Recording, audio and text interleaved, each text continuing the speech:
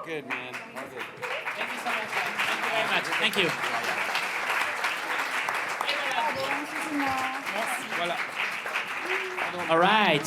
Thanks so much for being here for the Stillwater press conference. Ouais. We're going to start the introduction by the revelation, la révélation du film. Elle nous a fait tous, je pense qu'on peut le dire, tous complètement craquer. Merci d'applaudir très fort Lilou CIAUVAUD.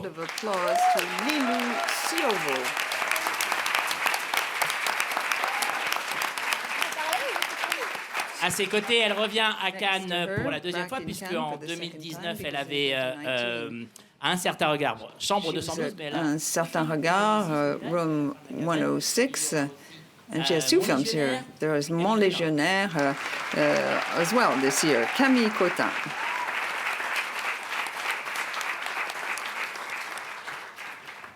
Il est peut-être l'une des plus grandes Maybe stars he's one of the greatest stars in the American cinema at present. He's back in Cannes for the 5th time, Matt Damon.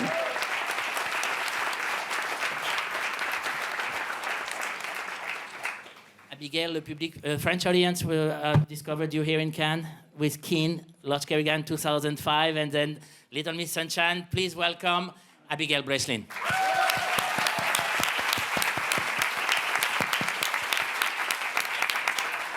The gentleman next to me, his last film, yeah, we may have heard of it. Spotlight, a couple of Oscars, big success, and now he's coming back in Cannes with Stillwater, Tom MCCARTHY.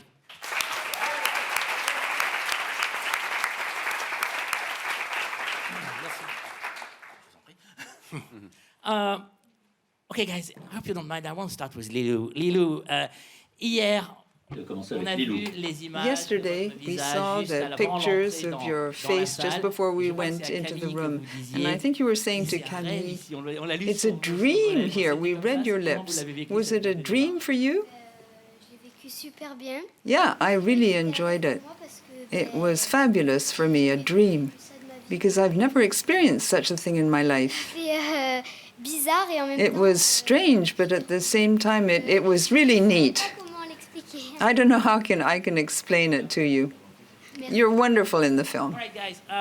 I read it's a question for all of you. I read the review in the trade this morning, and I don't know which one it was. I'm not sure it's THR or RID, but there is a sentence that was pretty straightforward and well seen. They're saying that it's a movie about how Americans are seen abroad today. Do you agree on that? Do you see that? Is it also part of the film? No one wants to answer. The writer-director? Maybe. No, my headphones don't work. Sorry, I was very confused about that, and then I did not hear the question at all. Well, I think the film obviously is about many things. I think certainly on some level it deals with what we perceive to be America today, obviously, and I think that's obviously personified in the character of Bill Baker and what he brings to France when he comes to visit his daughter. I think on some level, though, ultimately it's a film about relationships, you know. It's a film about connection, it's a film about liberation, possibly redemption, although maybe not. So, you know, when I was working with the writers here, Tom BIDEGAIN and DEBRE, two fantastic writers who were in the room somewhere. Where are you, gentlemen? You should stand and take a bow. But you all know them here in the French press. And, you know, we felt like we had a lot to consider when making this film, especially me as an American writer dealing, our country was going through a lot of change and a lot of tumult, and I was trying to process that, and it was actually very helpful to process it with two French writers who had a little bit more perspective on what we were going through and what I was trying to articulate in the character of Bill and ultimately his experience in Marseille with his daughter and these other women. You're absolutely right. There's so many layers to this film. I mean, the best many layers. This one has a lot. And one of them is the notion of bond, family bond, friendly and loving bond, and new relationship we create with kids when they become a factor of substitution, if you want. And it's all happened around the character of Bill Baker, around you, Matt, and you're working all the relationship differently with all the ladies around you. How would you explain that you work the differences between all these different relationships? Well, first of all, I was working with three incredible actors. I mean, this whole cast was really just lights out. We had incredible actors from Marseille. We had every from day players to people who had smaller parts to these guys who I saw, you know, every day or every other day. It was really easy to just kind of lock in because they just really inhabited that world in a way that felt so real that it was easy for all of us to believe that all of this was really happening. So I would attribute, you know, it's all about these relationships, but you know, I feel like I've made this comment before in my career that when you work with great actors, it's almost like they're good enough for both of you, and that's how I felt working with these guys. I you know, in different ways. Like, you know, these two next to me are pros with many years of experience, and then Lilou, who was doing her first movie, but just had this. The very first day I worked with her, I walked. Tom said cut, and I walked over to him and I said, so that's how it's going to be? You know, because I realized right away I was working with the Meryl Streep of 9-year-olds. And then we had discussions, very serious discussions right away about, okay, how do we not mess this up? Like, we're catching lightning in a bottle, and how can we keep this as fun as possible for her? Right, so that it never feels like a job, and so that she doesn't become self-conscious, because she gave something different on every take, which takes decades to learn, but somehow she knows that, somehow intuitively. Il vous adore, Lilou.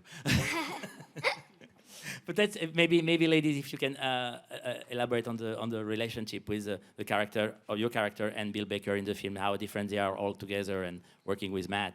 Si vous pouviez juste expliquer comment c'était. Could you explain what it was like working with Matt and creating this relationship with him?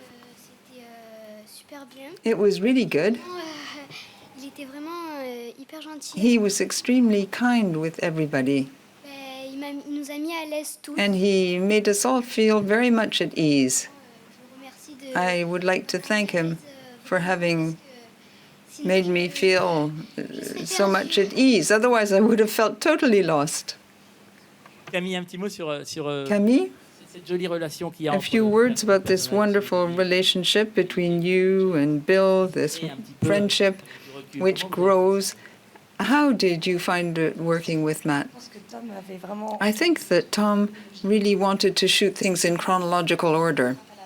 When I knock on the door and I introduce myself on the first day of the shoot, and then when we're in the car together, we thought, wow, those two are going to live as something that's hard to imagine. And things built up over the days, obviously. I didn't see Matt Damon. I saw Bill Baker in the film. And at the end of the film, I was sad because I realized I wouldn't be seeing him again. Very difficult thing to do, to show how a daughter and a father rebuilt relationship, recreate a bond. You guys doing very well. The prison scenes are incredible. Can you talk a little bit about that? Yeah, I mean, I think it's definitely not a hardship to have to work with him or Tom. And I mean, I think their relationship is so complicated because it's not your average father-daughter relationship. It's very strained and very complicated. And I think that they're both, I think Allison is very hard on him because it's a kind of self-protective measure on her end to not be hurt and lied to again, which of course doesn't help the situation, but I think when he's really her only ally, and it's not the ally that she ever really wanted to have to use, that's makes it complicated. But at the end of the day, I mean, a parent always loves their child, and a child always loves their parent. So they're both messed up in their own unique way. Yep. All right, we're gonna open the floor to questions. I think we have a question right here. Good morning, bonjour. I'm Alessandra Tommasi from Italy. I would like to ask to Mr. Damon, since Bill is a family man, as you are, of course, and parenthood is apparently the most difficult job in the world, how do you relate with the idea that a father can even corrupt his own soul in order to save his kid, his child, and how far would you go? Because it's really tough in this movie in a good way, of course. Thank you. Merci. Thanks. Yeah, I think any parent can relate to that and can relate to kind of crossing any number of lines in order to help their child. But this is about a very, very specific man from a very specific place in America, and so but he's kind of completely overmatched by the situation. He's out of his element. He doesn't understand really what's happening a lot of the time. But yeah, I think any of us could imagine doing quite a number of things for our kids. And I found the script to be so beautifully written that that getting into the scenes, I think because I am a parent also, since I've had kids, I feel like everything's a lot more available to me kind of in my job, like emotionally speaking, you know. I don't have to reach so far anymore. It's kind of all right there. And that was really important with this character. There's a lot of shame and guilt and grief and pain, and that's just right under the surface for him. And as a parent, you only have to imagine damaging the person, you know, one of your kids in this way. He has all of this guilt and shame and responsibility for where she is. And so to put yourself in that headspace is relatively easy, because it would be, I think, probably any parent's nightmare to feel like they'd done that kind of damage, you know. And so I think we have a question right next to the lady. Good morning, I'm Francesca from Italy, Francesca D'Angelo.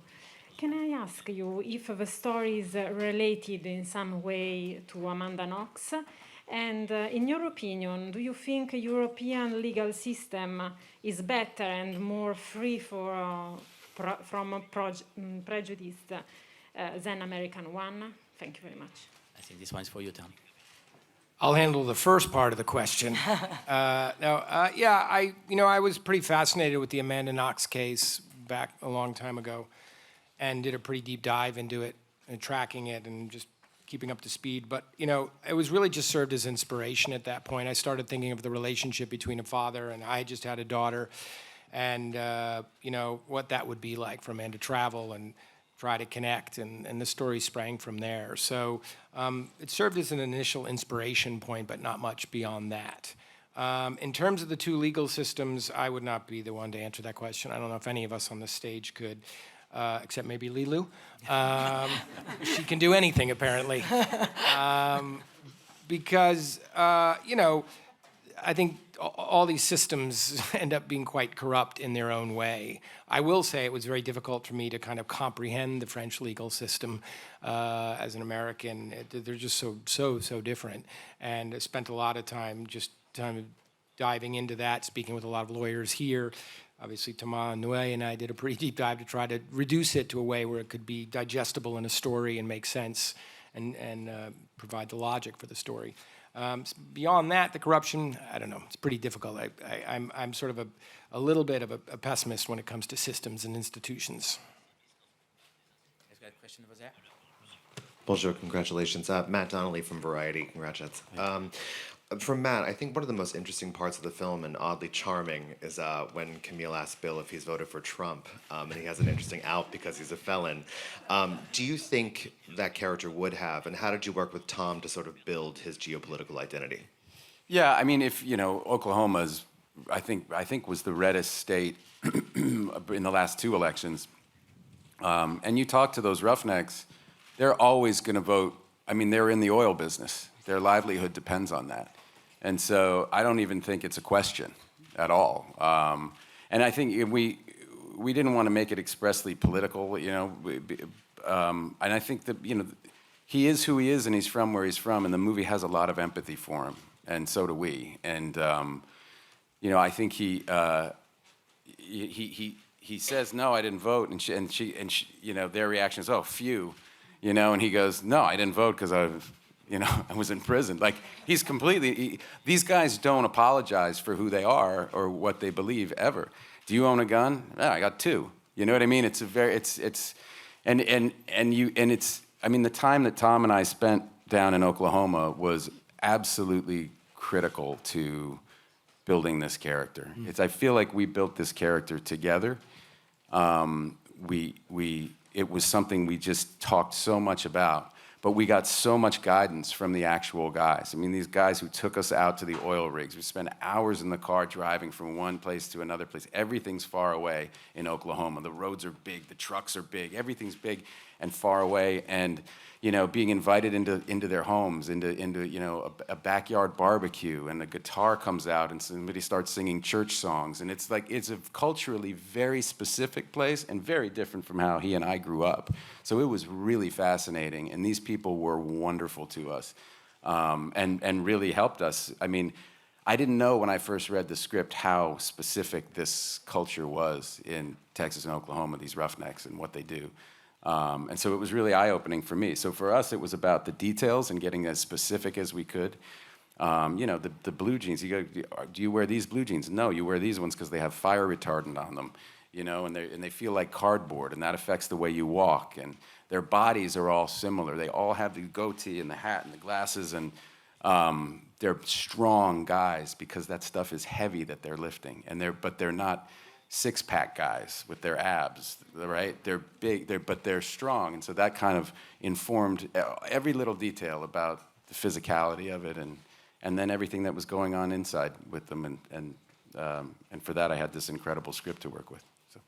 Yeah, I'll add to that. You know, we spend some time in Oklahoma with these and their families, these roughnecks and their families, and terrific people. But like, what was fascinating to me is I hadn't worked with Matt before, and how quickly and what a quick study he was. Like, this may be a quiet performance, it may be a restrained performance, it's certainly an elegantly subtle performance, but boy, is it, in my mind, a masterful performance. He's a completely different person, and by the time he got to set, he sort of was there. It was a couple months before pre-production that we went there, and he just did all his work. He started walking, started thinking, that, like, you know, just he'd done his homework, and that goes for every actor on this stage, but specifically in regard to that world, what Matt brings to this movie is, in my mind, just what ultimately makes the movie work, right? It's the center. He is the earth of the movie in a way. And I couldn't say enough about the specificity of his preparation and work for the role. If I could elaborate just 1 second. Was he really different in Marseille, Matt? Was he different? Yeah. What do you mean? How do you mean? His posture, his way of... changed as it's changing in the film? Yeah, I would think so. I mean, you know, I will say, personally speaking, there was times where I went to Marseille and I felt like I understood Marseille better than I understood Stillwater, Oklahoma. Like, and that's when you get into culture and all these other things. It's just the spirit of Marseille coming from New York City, I kind of get. It's a messy, sloppy, integrated city that's broken in some ways and wonderful in others. And I connected with it. Bringing Bill Baker and dropping him in Marseille, because as Camille said, like, Matt was so fully formed by the time he arrived. It was really wonderful. Like, it felt like a video game watching Bill Baker just plod along through Marseille. I think we're going to make that as a sort of Nintendo thing and spin it off. Focus guys are like, can we do that? Can we? Possible, Jason Cassidy? But, you know, what was really wild is, Damon and Noé and I were talking about this last night, after the sort of second half of the movie, when we come back from him failing to capture Hakeem in that moment, and he's sort of living in the apartment with him. And if you notice, it's just like he's just opened up a little bit more. He's a little softer, a little gentler. And watching that, we always felt if we could get that scene to work, where he's making hamburgers and arguing about doing homework and talking about being a roughneck, and then Camille coming home and them just seeming like a kind of family, if that scene works, we felt like the movie would work. And again, it's not only how Matt softened, but it's also Camille's ability to kind of be the glue, the hostess of the movie, bringing everyone together in her own kind of sloppy, charismatic way. It was really, really wonderful to watch. Sir. Adesso Federico, Xinhua News Agency, to Matt Damon. How close you feel to stories like that? Family stories, a relation between father and daughter at this point of your career? Yeah, I mean, I think I just really respond to great writing, and it's hard to find these days. And this script was just, it was one of those scripts that I looked at it and I finished it and I put it down and I thought about it for about 15 minutes and then I picked it back up and read it again. And it's just, it's certainly on a lot, I relate on a lot of levels. I'm sure on that level of being a father and you know, I'm sure there's that connection, but I just, as somebody who appreciates great work, I thought there's something, the kind of alchemy between, you know, one of our best American writers and two of your best French writers kind of coming together. It's just something really wonderful happened, and it's a really unique movie. Got a question over there. Matt, I have a question for you. Ben from Marseille, actually. Hey. So it's more a question about Marseille. So what did you feel about the city? Actually, you play football with my brother. I don't know if you remember, it was a five-a-side. And you play very well. Okay. So, yeah, just what's your opinion about Marseille? Okay, that's not true. I'm a terrible football player. But those guys were very nice to me and didn't let me get hurt. No, I absolutely loved it, and we could not have been more welcomed. And I mean, we really were. We were there for months, so we shot all over that city and all these different neighborhoods. And I just think it's a spectacular place. I remember saying to Tom a few weeks into shooting, like, wow, if I was a young guy in France, like this is the city I would live in. There's so much culture and diversity and just the vibe and the energy is just fantastic. And I mean, I couldn't say enough about it. And we really shot we got to shoot in the velodrome during a game. You know, I mean, it's just unlike any other place I've been. I loved it. Allez l'OM alors. Allez l'OM. I got a question right here. Ben Dalton from Screen International. It's 2 years since the last Cannes Film Festival and a lot's changed in the world. You've made quite a journey to get here. Could you talk a bit about why it's important to be here at a physical, in-person event, supporting the film? So for Matt first, but also for Abigail and Tom. Yeah, I was a little overwhelmed last night. I mean, just I'm really glad that we're here this year because I think we'll all look back and go, remember kind of launching out of COVID and what a way to do it. And I just, that feeling of after watching things on television for 2 years just about, to be in a room with 1,000 other people who are strangers but who are part of the same community because we all love the same thing. Like it was such a great reminder of why we do this and why we get together like this. And so I was just, I never would have appreciated it in that way had we not just gone through what we went through. Yeah, I mean, I agree. I think that, it's been obviously a really difficult year for, I think, everybody, and scary and confusing. And I think that art and, film really is something that people rely on to kind of escape what's going on in their life, but to also shed light on what they're feeling as well. So I think that it's really important to, finally be back in a theater and watching it and having that kind of community response to something. So it was definitely a special moment last night, for sure. Yeah, and I would second all that on the personal, emotional side, certainly. And as a filmmaker, we were just about ready to finish this film when the shutdown happened. We were very close, and we're going to release that fall. And, a lot of studios went ahead with their plan and just released it on streaming. And I really credit David Lindy from Participant and our friends at Focus, and my producers were all agreeing, like, let's wait and put this in a theater. The movie deserves to be seen in a theater. And as a filmmaker, I was delighted by that. Yeah, it was hard to sit on this movie for so long because I so believed in it, and I believed in the performances, and I wanted to share it with the world, but it feels like the right kind of movie to come out with now. It's something that celebrates humanity, our flaws, our strengths, our communities. It feels right. So I'm thankful for that in a strange way. Yeah, just to elaborate a little, Mati Diop, one of the jury members of the festival, she said that it's not the 74th Cannes Film Festival, it's the first one of a new era. Do you agree on that? Do you see that? Yeah, that's a really great way to put it. It does feel different. I have been here a number of times, and last night was unlike any other experience that I've had here. We're all forever changed by this year. It's a very inhumane reality that we were asked to live in. Like that lack of human connection is very inhumane. It's not how we're supposed to live, and it's scary. It's anxiety producing. You know, there's that low level of inchoate anxiety that I think everybody is experiencing. You know, depression. I mean, all of these things that because we're not meant to be cut off from each other. Camille, peut-être la perspective française sur la reprise du What festival. about the French look about the festival and its resuming this year from the stance of an artist?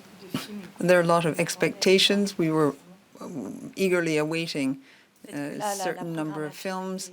The programming is broader than normal. It's a special programming, so we can see even more films. It's absolutely wonderful. And the crews are here, too, to accompany the films. The film yesterday evening, as it's a film that talks about this human connection, these encounters between people, traveling, opening up, leaving one's home context, that does one a huge amount of good today. The lady over there, please. Hello, my name is Olena Feskova, Clutch Magazine, Ukraine. So I have a question to Abigail and Matt. So how did you guys build that special bond between you two to play that chemistry between father and daughter on screen? And how the story helped you with that? Well, I would say Abby had a really difficult job on this movie because every scene that she had was really intense, like emotionally. And as you can imagine, we shot in the prison. We lined those scenes up, you know, and shot them day after day after day. And it was exhausting for her. You know, I'm very much reacting to her in those scenes. I'm there to see her, to help her, to do whatever, you know. So it was really a clinic and just, you know, somebody being just like a thoroughbred and being able to do heavy scene after heavy scene, because she had to live through this experience in a relatively short time. You know, the experience of being, you know, trapped in this place that she doesn't feel like she belongs, and she's desperate to get out. And I mean, those are heavy things to be playing with on the job every day. So it was really a testament to her and what she brought. Thank you. You're welcome. So sweet. He's right. Everything he said was me. No. It's true. No. I think you know, we spent time you know, going through some of the scenes with Tom, and it's Allison and Bill already have this kind of innately awkward relationship with each other because they don't see each other like every day, like normal father-daughter relationships usually are. But I think that what really helped me the most is that Matt is one of the most patient actors, because there were scenes where it was they're complicated moments, and I was like, I am so sorry that I am just not getting this right at all. And he was just the most professional and kind and giving actor. So I would say basically the same thing, that working with somebody as incredible and patient and kind is just a blessing. And Tom was great too. We got a question right here. Good morning, Giulia Bianconi from Italy. This film talks about a father that seeks justice at any cost for your daughter. So the question is to Mr. Damon and the others, if they want to ask me, what does justice means to you? Thank you. Well, it's interesting because I think where he is at the end of the movie, you know, he gets in a way what he thinks he wants at the beginning of the movie, and you know, going back, it was really deeply affecting to shoot. We shot the end of the movie at the very end, and that last scene is the very last thing we shot. And I couldn't have done that. I wouldn't have understood the words as much. but having been through that whole Marseille experience and been through that relationship with Camille and Lilou and seen that life, it's this guy who, under ordinary circumstances, would never even know that that existed, that that was available in the world, right? It's so completely different from life in Stillwater, Oklahoma.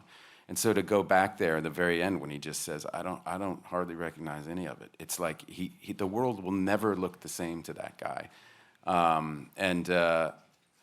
And so, yeah, what was the question? Justice. Justice. Yeah, justice. Okay, yeah, justice. So, you know, they escape the kind of institutional, you know, sentence that she had, but there's, you know, he's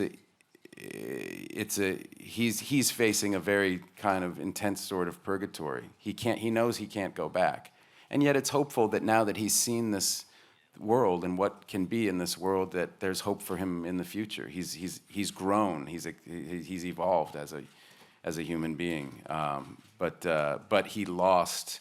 You know, he has the relationship with Lilou,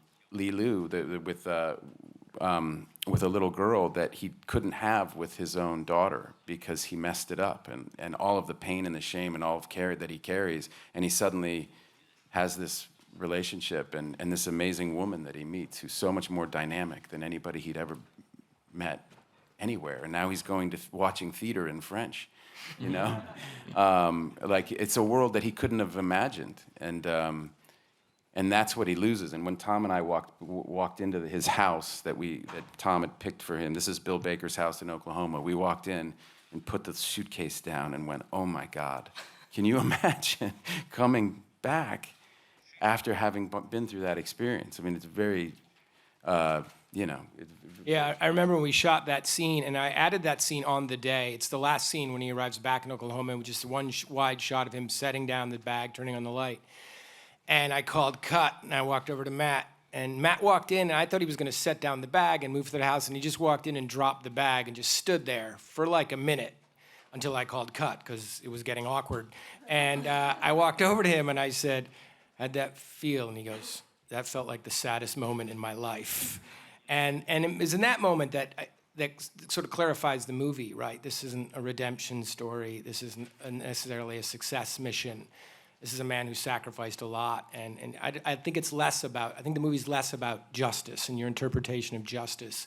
And it's more about morality and maybe someone's moral imperative and what they believe to be their moral imperative. For me, that's really what the focus of the film. And I think that's why there is a tragic element to this film. The justice system is flawed all the way around, for everyone, for Akeem, for Abby, for everyone involved, right? And so, but I believe where we net out there, that emotional ending. I was also thinking the last line, as we were just talking about COVID earlier, because when you brought up that line, I don't hardly recognize it anymore. And it's like, you talk about a line coming out of a year of COVID and the last 4 years we've had in this country. And that to me is the film right there. That to me, that landing on that line couldn't feel more right. And hearing that line last night in that theater with a French audience was particularly powerful and memorable for me. We have time for one more question over there. Hi, I'm Victor Burus from Paris Vision Libre. Thank you for that movie. That really moved me to tears. I have a question for Tom. How is it to lead a French crew and French actors? Very difficult. No, please don't print that. No, it was a joy. I mean, it really was. I mean, you know, starting with my collaboration with Thomas Noé on the script, and realizing that we weren't making an American film and we weren't making a French film, we were making a hybrid film. And that had to translate all the way down. And we talked about that with my producers, with my key crew that I brought from America, that we had to make this film a little bit differently. And 90% of our crew is French. And we didn't want to just bring in the American style of filmmaking. We wanted to adapt. I felt like it was important to the process and ultimately the finished film, that it felt authentic in that way, that a French audience would see it and connect with it, like it felt like they did last night in that theater. So it was, for me, a dream come true. Someone who was greatly influenced by French cinema, by European cinema, to be able to actually make that movie in Marseille. And again, I got to thank the studio for financing it and allowing me to go tell this incredibly original story in that location with those actors, and these wonderful French actors and crew. All right, Lilou, Camille, Matt, Abigail, Tom, merci beaucoup. Merci beaucoup.